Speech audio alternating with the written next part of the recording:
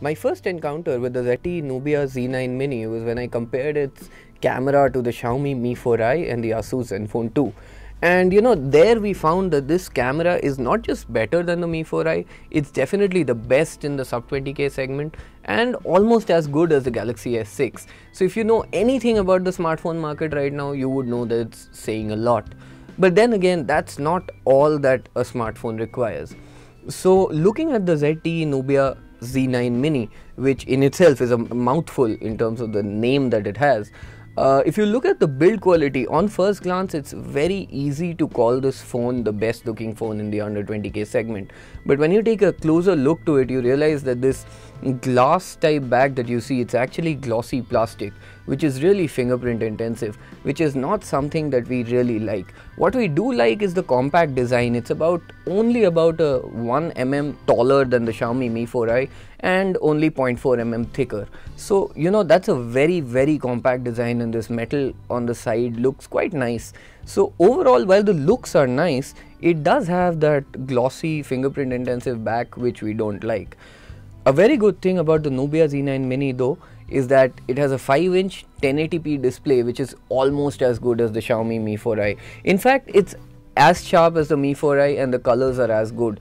And the only reason I say it's almost as good is because people's preferences might differ, and because of that you may not like this Nubia display, although it is a very balanced and very sharp display. It's got a 441 ppi pixel density, which is one of the best in the sub 20k segment.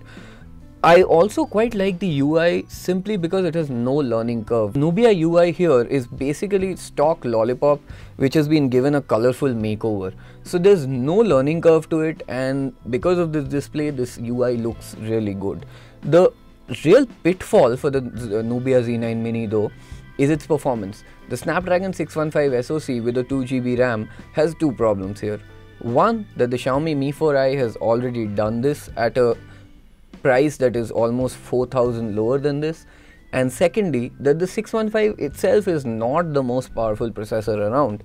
So if you're a gamer or if you do a lot of resource intensive tasks, you may not like this. It does tend to heat up a little bit quite fast, and that could be a problem. If you need unparalleled performance in this segment, you're of course looking at the Asus Zenfone 2 and not the Z9 Mini of the Xiaomi Mi 4i. The battery pack though is, even though it is not as big as the Xiaomi's 3100 mAh, the 2900 mAh battery on this one is quite nice. It lasted on our test for about 7 hours, while the Geekbench test 5 hours 46 minutes. This is not as good as the Mi 4i, but then again it'll last you easily for a full day. The strength of this phone though lies in its camera. It's got a 16 megapixel camera on the back, which is arguably, actually without a doubt, the best in the market right now. And the Nubia Z9 Mini can take good shots in low light, in normal light, in outdoor conditions, in yellow light. It does very well with the white balance, and what I really like about this, it provides true to source images. ZTE has added a number of UI features to the Nubia Z9 Mini. Like, it's got this pro mode where you can get a lot of more control over the camera. It's got a lot of other modes which you may or may not want to use. But overall, even on the auto mode, this camera is really nice. So the simple question remains, should you buy the Z9 Mini? And the answer is actually very simple. If you need your phone to deliver pure performance, then the Asus Zenfone 2, both the 2GB and 4GB RAM variants, is the phone to look for. One of those will cost you less than 15,000, while the other will cost you around 20,000. The reason to buy the Nubia Z9 Mini is when you want unparalleled camera performance. If you need that, then this is the phone to go for, and if you have a budget above 15,000, then this is the phone to buy.